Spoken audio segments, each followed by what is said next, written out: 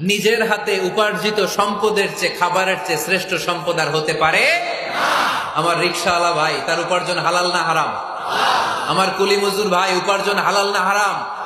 মাথার গাম পায়ে ফেলে ফ্যাক্টরি ওয়ার্কাররা যে বেতনটা পায়, এটা হালাল না হারাম?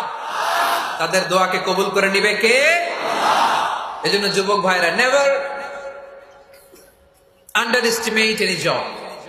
কোন জবকে, কোন চাকরিকে ছোট করে দেখার সুযোগ নাই, কারণ আমার উপার্জন হালাল হলেই ওই হালাল উপার্জনে বরকত দিবে কে?